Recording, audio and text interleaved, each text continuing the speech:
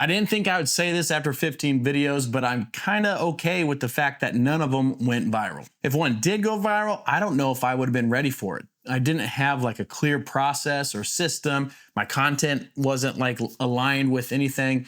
And there was just a lot of me just winging it and trying to figure out what I'm doing along the way. And so like, I guess that would have been a problem if one of them went viral. Then would I have got the wrong audience? Would I've been kind of pigeonholed into a certain direction that maybe I wasn't trying to?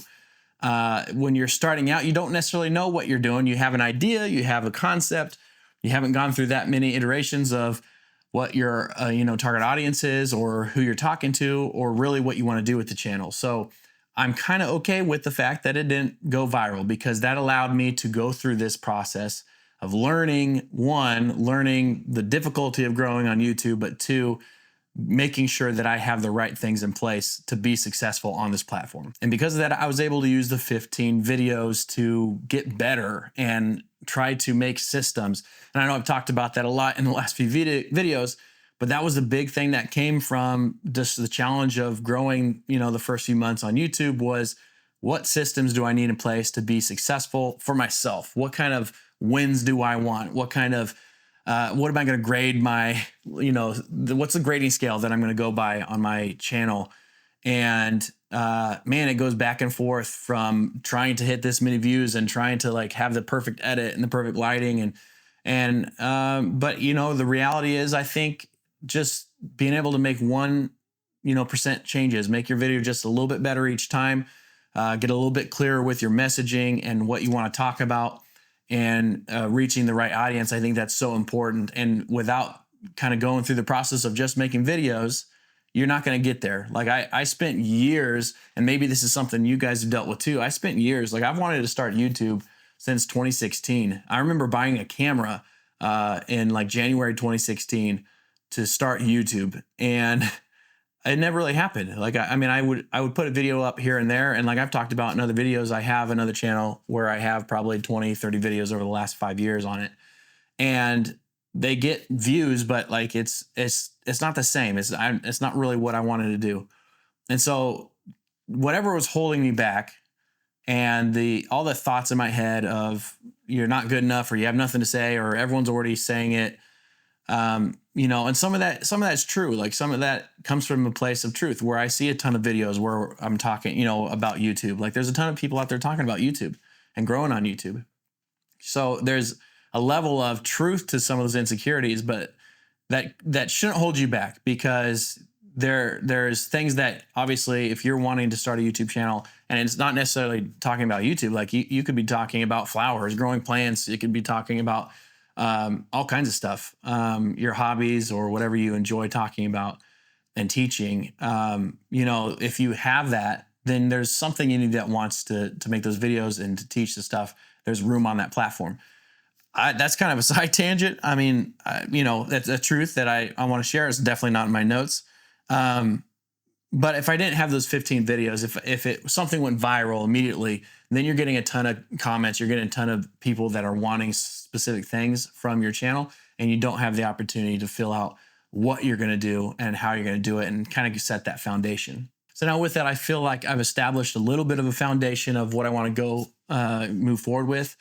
And that can change. I think that's something with YouTube. It's gonna come in. They're gonna ebb and flow. Like you're gonna have a specific direction for the next 50 videos or whatever, next 6 months, and then something's gonna change where it's just gonna alter a little bit. But I kind of have a foundation of where I want to go, so I feel really confident moving forward with the channel, and that's a huge deal for me.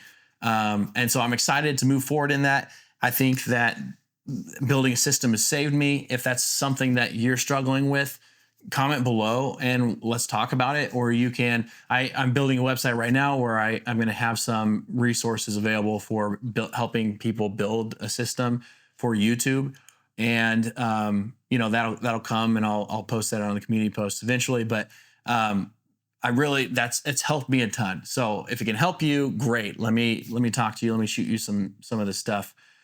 Just comment in the comments below. But nobody tells you, or at least you don't listen to it. I feel like no one tells you how mental this process is going to be, how much how much mental capacity and draining happens when you're trying to start a YouTube channel. There's obviously videos that talk about it. You see it out there. They don't get pushed. The negative videos of talking about like this was a struggle don't get pushed on YouTube. But I felt like even though I saw some of those, like I was like, oh no, I'm gonna have a ton of videos or views. You know, it's gonna grow quickly.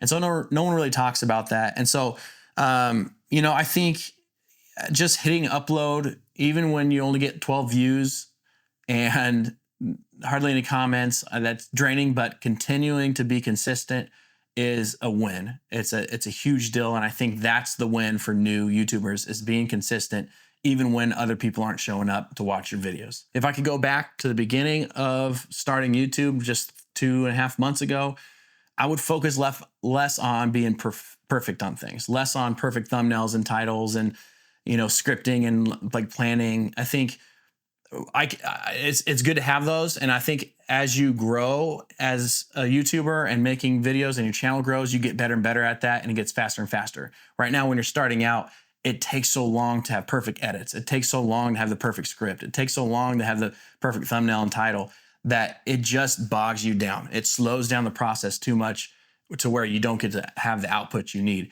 So I would honestly, going back, I would say put out more output and less perfectionism on it, even though none of my videos are perfect, but spending less time on trying to make those things perfect and just bring the value and bring a lot of output, a lot of content, and give a lot of output, because you're going to learn how to do that stuff quicker and faster through putting more out. That's the tiny wins that I want to take. You just take the tiny wins, you get better each time, you have more output, and that's what you're taking with you down the road. It's not any of the massive views and that kind of stuff. That's going to come. Just focus on tiny wins and get started, and your channel will grow and you'll get better at making videos each time you do it.